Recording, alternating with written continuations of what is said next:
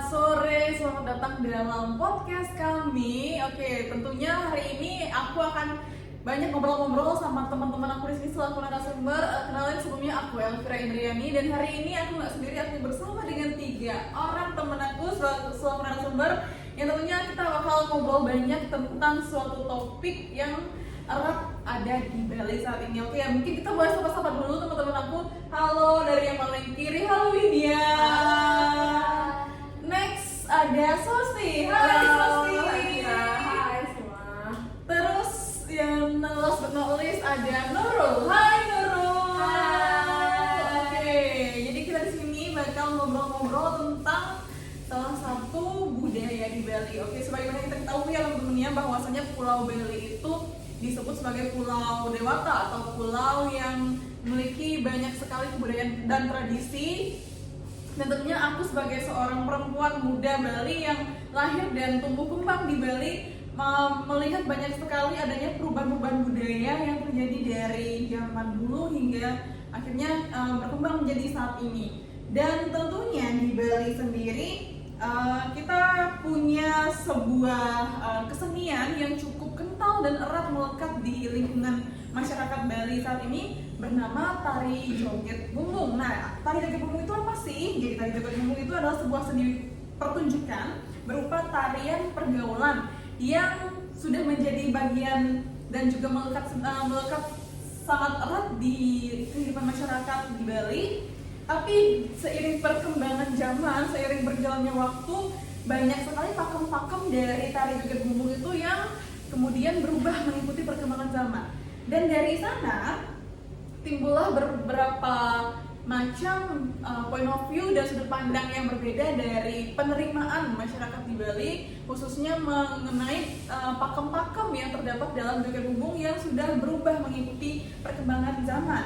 Dan untuk membahas topik ini tentunya kita bakal ngobrol-ngobrol, bincang-bincang bareng sama Swasti, Widya dan juga Nurul untuk membahas gimana sih mulai dari asal-usul, fungsi yang sesungguhnya dari tari joget bumbung, kemudian bagaimana dampak perubahan itu dan gimana sih nanti kita sebagai masyarakat Bali untuk bisa menyikapi hal yang terjadi tentang perubahan makna, pergeseran makna dari joget bumbung. Tentunya dalam podcast kita sore hari ini yang berjudul Joget Bumbung, antara tradisi, hiburan, dan tantangan zaman.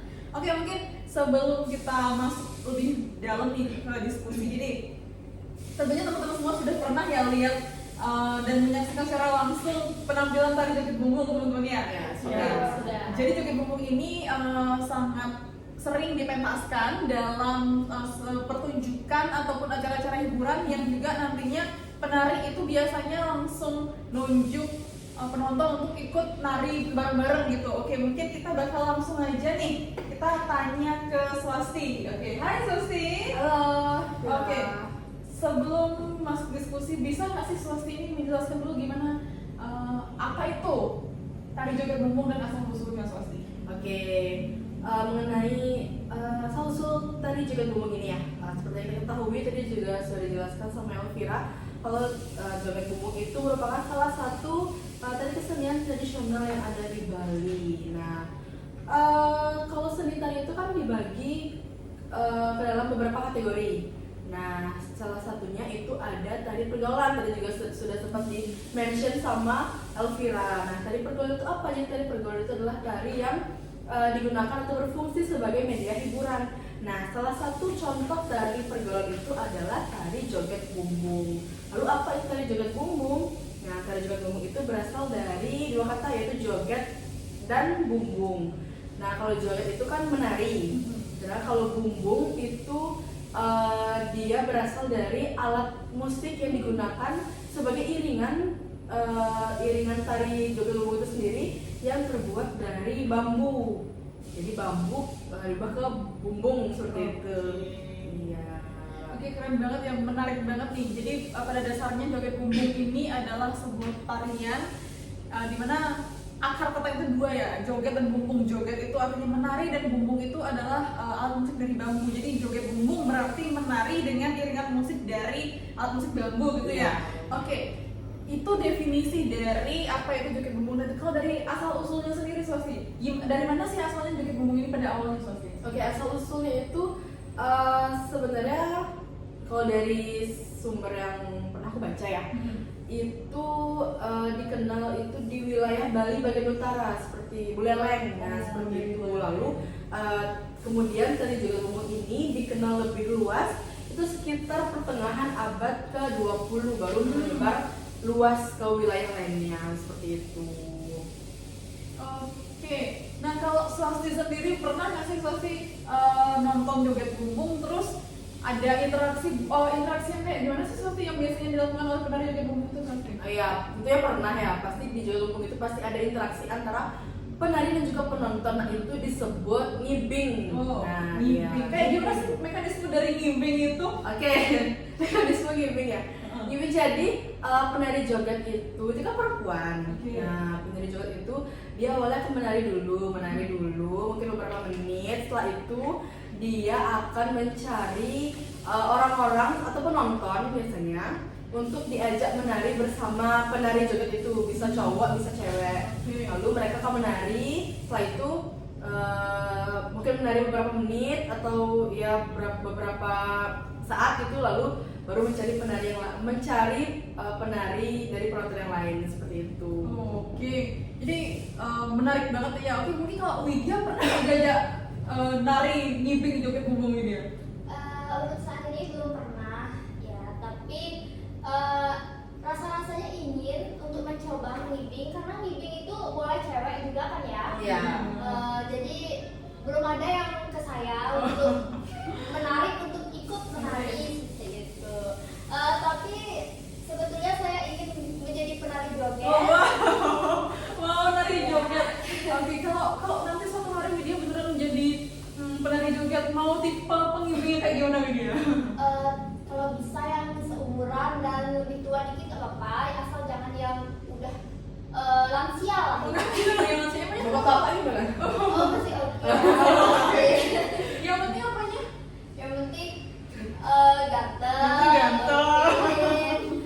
Pinter nari juga, tahu pakem. Oh, Itu tahu yang paling pakem. penting. Oke, kita ngomong tentang tahu pakem nih, karena Widya ada yang nyebut tahu pakem.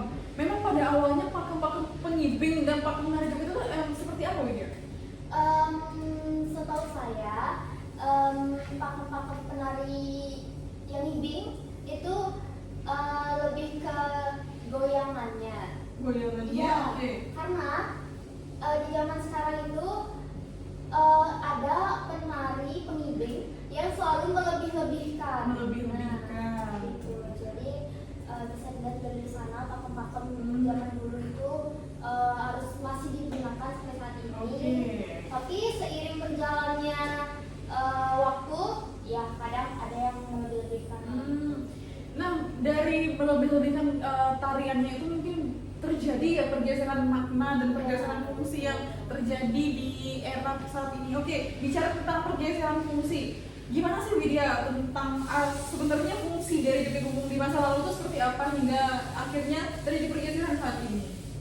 Oke, jadi fungsi utama dari joget bumbung ini sebenarnya yaitu interaksi antara penari dan pengibing dan untuk mempererat tali persaudaraan juga.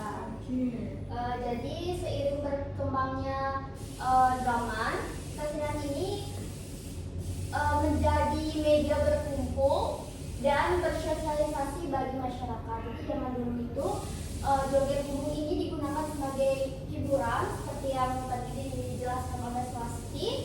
Jadi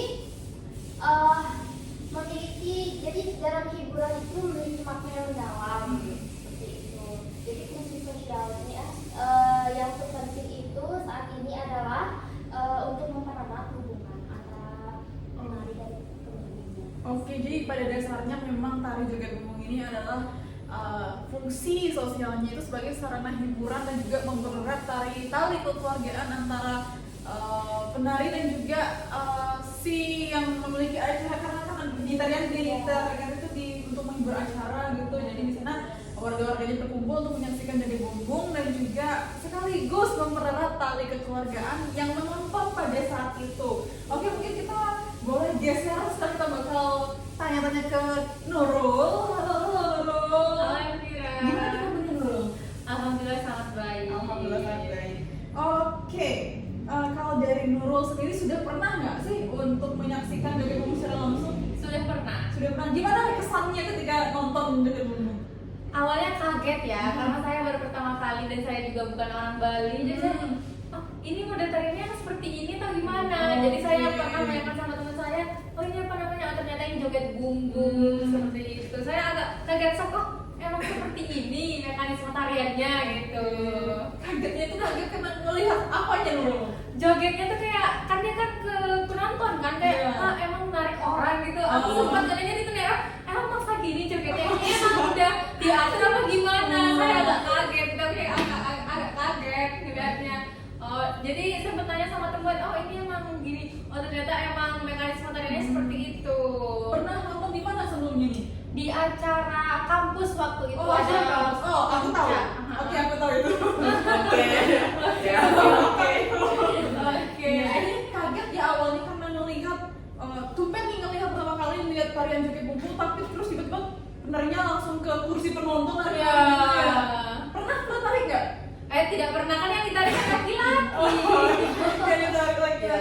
Oke, mungkin dari sudut pandang Nurul sendiri melihat kesan dari penari joget bumbung kayak gitu, gimana sih Nurul melihat makna budaya tergandung dalam kesenian joget bumbung ini? Dari makna keseniannya pasti tentu ada ya. Selain sebagai hiburan, joget bumbung juga mencerminkan kreativitas masyarakat Bali dalam menciptakan seni yang dekat dengan masyarakat. Karena yang seperti tadi itu kayak dia langsung ke penonton gitu kan. Nah, jadi seperti itu. Kesenian ini juga menunjukkan nilai kebersamaan, keterbukaan dan penghargaan terhadap tradisi lokal yang nggak ditinggalkan kan. Nah, terus melalui interaksi antara penari dan penonton, joget bumbung juga menggambarkan hubungan sosial yang dari tadi sudah dibahas oleh narasumber pertama dan narasumber kedua. Oleh karena itu, kesenian ini tidak hanya memiliki nilai estetis, tetapi juga menjadi bagian dari identitas budaya yang diwariskan oleh generasi ke generasi yang akan mendatang. Kalau dari aku seperti itu. Oke, keren sekali. Jadi memang pada dasarnya joget bumbung ini bukan hanya menampilkan sisi estetisnya saja, tapi juga sudah mendarah daging dan juga erat kaitannya dengan kehidupan sosial budaya dan juga erat di antara kehidupan masyarakat di Bali. Oke, mungkin kita langsung aja ngobrol tentang perkembangan zaman nih ya. Kan joget bumbung ini mengalami banyak sekali modifikasi gerakan, modifikasi apapun itu, ada perubahan-perubahan yang terdapat dalam perkembangan joget bumbung ini. Nah, saya mau tanya dulu sama Widya nih, gimana aja sih perbedaan antara pakem yang zaman dulu dan juga pakem tarian yang zaman sekarang, Widya? Jadi untuk pergeseran dan perubahan pada tari joget bumbung itu disebabkan oleh faktor modernisasi dan globalisasi serta maraknya adopsi gerakan yang berlebihan seperti yang tadi bilang. Zaman sekarang itu berbeda banget pakemnya dari zaman dahulu. Jadi zaman dahulu itu ini dari sumber yang pernah aku waktu itu kalau nggak salah di Art Center itu ada sosialisasi mengenai joget bumbung. Jadi joget bumbung zaman dahulu itu dia gerakan pengibingnya itu dan penarinya itu goyangannya itu lebih ke kanan dan ke kiri saja. Oke, kanan kiri. Ya. Dan zaman sekarang itu bisa saja berlebihan, maju dan mundur. Oke, ngerti. Iya. Jadi joget bumbung itu yang mereka sama-sama maju mundur itu kan seperti istilahnya kayak porno gitu ya jatuhnya. Tanda kutip ya, porno. Ya, seperti itu. Jadi menurutku itu merupakan pakem yang sudah berubah banget dari zaman dahulu dan zaman sekarang. Dan selain itu juga perubahan yang terjadi itu yang aku lihat itu dari perubahan kostum. Kostum juga, oke. Jadi pada zaman dahulu kostum joget itu dia lebih menggunakan apa sih namanya ini angkin Prada. Angkin Prada, seperti penari condong gitu ya? Ya betul. Jadi walaupun memang di sini terbuka, tetapi memang itu pakaiannya. Dan di zaman sekarang para penari joget itu lebih memilih untuk menggunakan kebaya yang berwarna-warni. Jadi agar mereka terlihat juga apa ya matching apa sih? Oke. Terlihat lah gitu. Jadi ya itu juga merupakan perubahan dari zaman dahulu dan zaman sekarang. Dan di samping itu juga perubahan di zaman dahulu memang pure untuk menghibur dan untuk bersosialisasi antar masyarakat, tapi di zaman sekarang itu lebih mengutamakan popularitas. Ya, jadi ada joget yang lebih hot, Joget yang hot. Apa itu Widya joget hot itu kayak gimana? yang goyangannya mantap. Goyangannya mantap.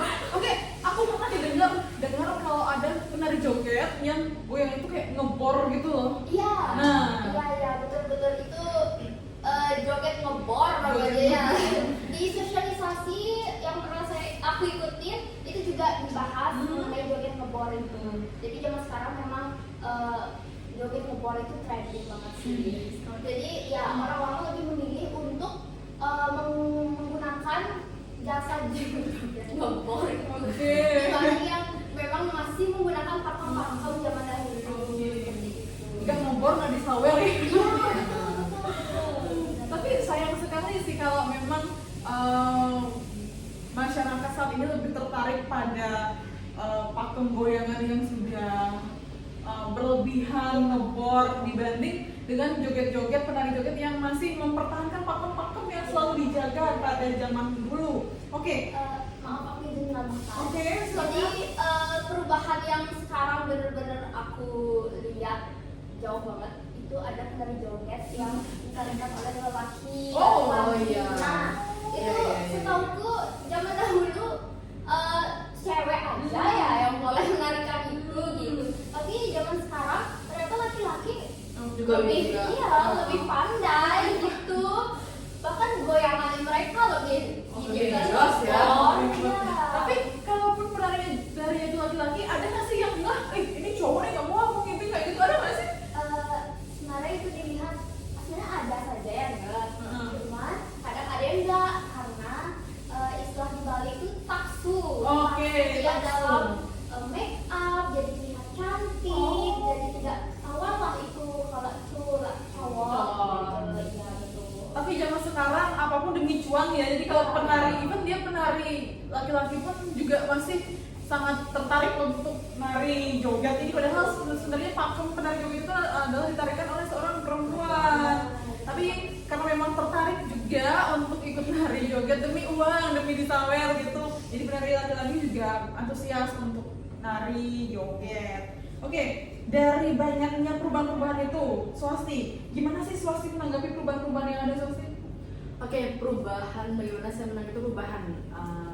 Perubahan itu yang saya miris ya karena kalau orang sekarang pasti yang nggak tahu bagaimana pakemnya dulu, pasti kalau mendengar joget bumbung, jorok pasti seperti itu karena kan dia joget bumbung itu identik dengan ngibingnya yang erotis ya sekarang ya.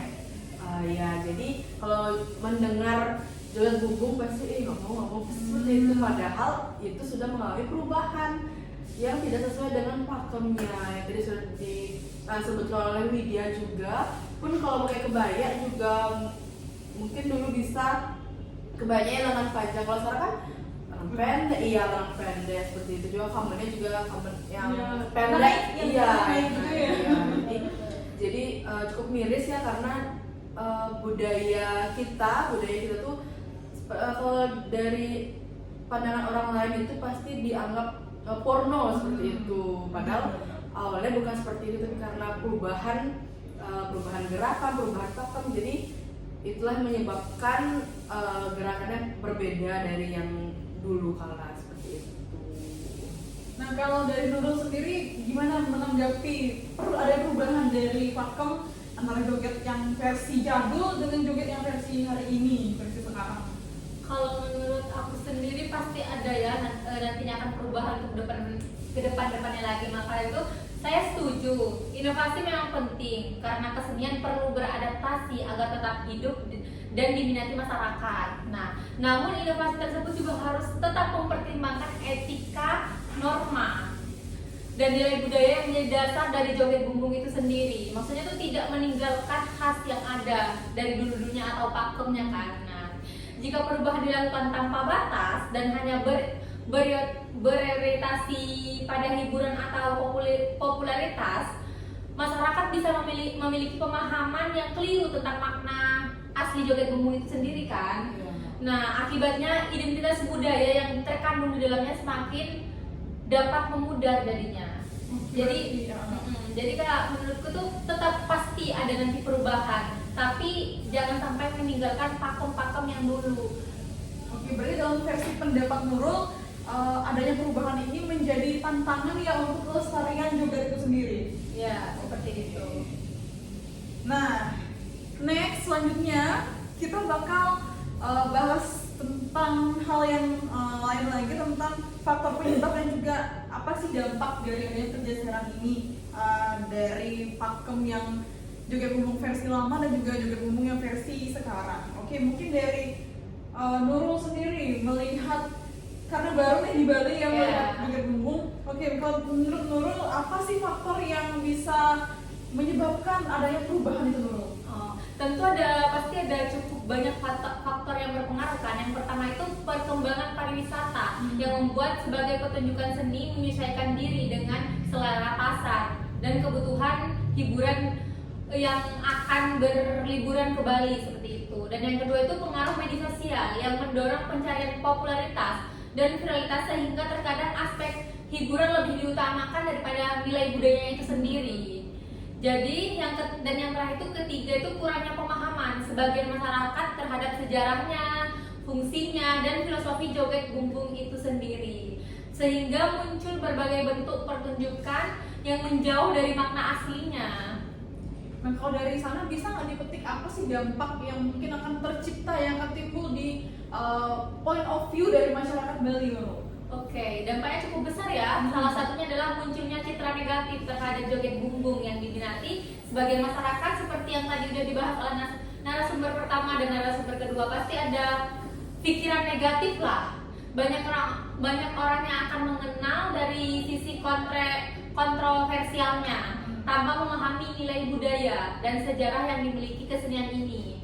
Selain itu, jika kondisi bentuk dan fungsi joget bumbung yang sebenarnya sebagai warisan budaya masyarakat. Oke, joget bumbung itu sebenarnya adalah warisan budaya dari masyarakat. Oke, kalau dari Swasti sendiri, gimana Swasti melihat dampak yang akan timbul dari adanya tantangan itu, Swasti?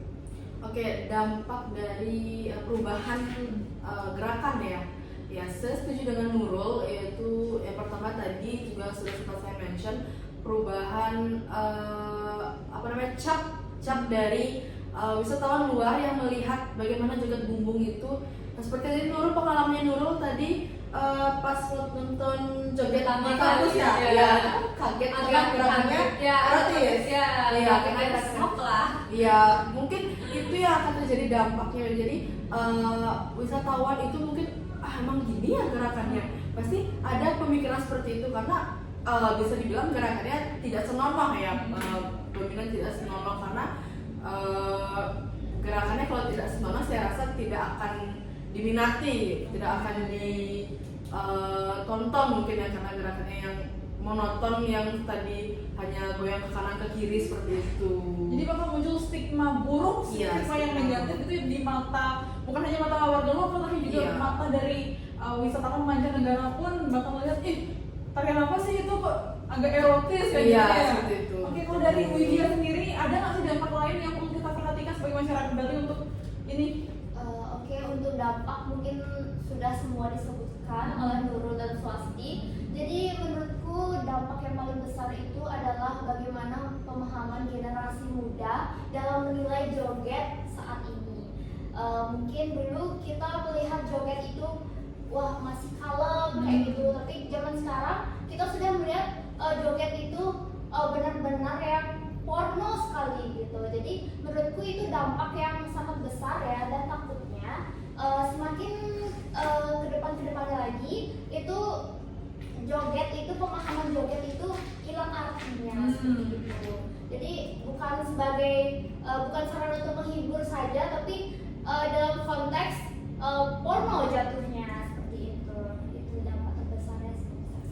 Oke, jadi sayang sekali ya, karena memang adanya perubahan pakem gerakan dari yang awalnya cuma goyang kanan kiri, sekarang ada perubahan joget ngebor lah, goyang maju mundur dan semacamnya. Itu sangat berpengaruh sekali terhadap bagaimana sudut pandang orang bisa menilai adanya tarian joget bumbung ini, dan tentunya sangat berdampak signifikan sekali akan kelanjutan dan juga kelestarian dari tarian joget bumbung ini, dan bagaimana nantinya kedepannya orang-orang generasi kita yang di generasi yang selanjutnya itu akan menilai dari perubahan, dan tentunya juga nanti pasti akan terjadi modifikasi baru lagi seiring berkembangnya zaman, seiring berkembangnya bagaimana modifikasi dari pakem tarian joget itu.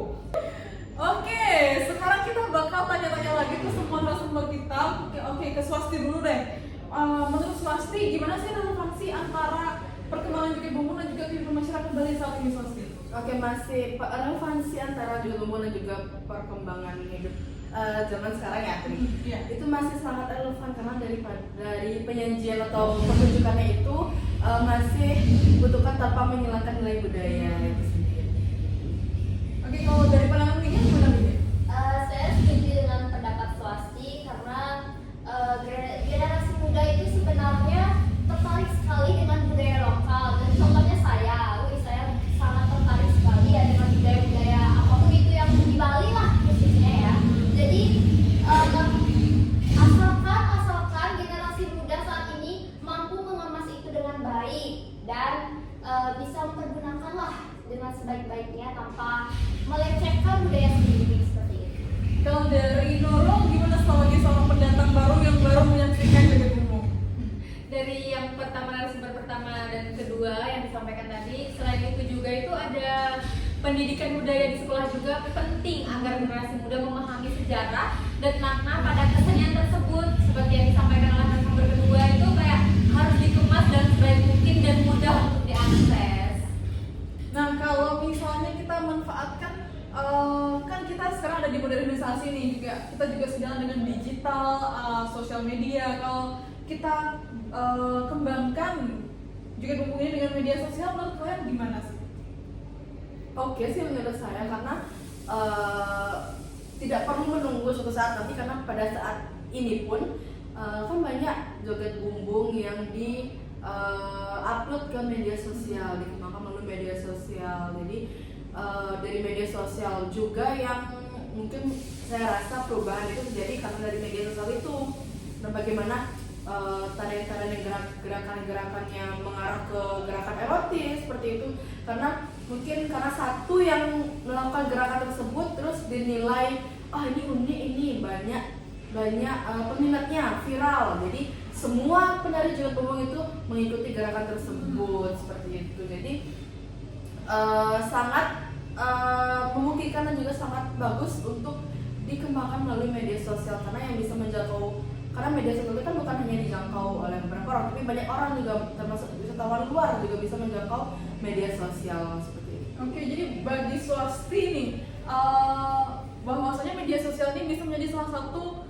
solusi juga untuk kita mengkampen, kita mengkampanyekan terkait dengan pakem-pakem dari adanya joget bumbung. Iya. Oke, nah kalau dari Nurul dan Widya gimana nih kita bisa ngomong tentang solusi dan juga kelestarian?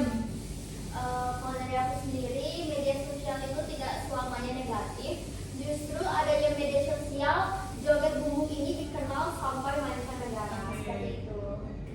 Dan dengan demikian juga kan media sosial kan luas tuh. Siapa sih yang nggak kenal dengan media sosial ya?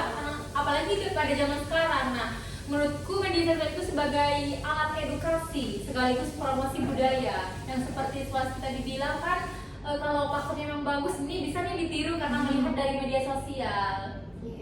Oke, pada dasarnya juga media sosial itu juga mampu untuk kita gunakan, kita manfaatkan sebijak mungkin sebagai bahan edukasi untuk nantinya bisa sampai ke para penari joget ataupun para calon-calon pengimbing, calon penari joget juga nanti untuk bisa mempertahankan bagaimana pakem-pakem yang seharusnya untuk juga bisa mengembangkannya dan juga menyesuaikannya dengan kelestarian dan juga kehidupan masyarakat di Bali. Dan tentunya berdasarkan diskusi hari ini, kita bisa mengetahui bahwa joget bumbung itu adalah sebuah kesenian tradisional Bali yang fungsinya adalah sebagai hiburan sekaligus juga memberikan nilai sosial dan juga menanamkan budaya yang penting di kehidupan masyarakat kita. Dan di era modern ini kesenian joget bumbung sangat disayangkan mengalami berbagai macam modifikasi akibat adanya pengaruh dari sektor pariwisata, sosial media dan juga perkembangan zaman, karena sekarang kita ada di era modernisasi. Dan karena itu diperlukan sekali adanya upaya bersama-sama ya dari masyarakat, dari dunia pendidikan, dari seniman, generasi muda dan juga siapapun generasi yang ada di Bali untuk tetap melestarikan dari keberadaan joget bumbung itu sendiri agar tetap dapat berkembang mengikuti zaman, tapi juga tanpa kehilangan identitas dan juga nilai budaya yang sudah bertahan dari zaman dulu. Dan sampai situ saja podcast kita hari ini membahas tentang pergeseran makna dan budaya dari joget bumbung. Dan terima kasih juga untuk seluruh teman-teman aku yang sudah hadir hari ini. Ada Swasti, Widya dan juga Nurul sudah membersamai aku dalam podcast kali ini. Dan tentunya aku sangat berpesan kepada siapapun yang menyaksikan untuk tetap mampu mempertahankan kebudayaan yang kita miliki, karena sejatinya bangsa kita tidak akan besar tanpa adanya akar budaya yang kuat tentunya.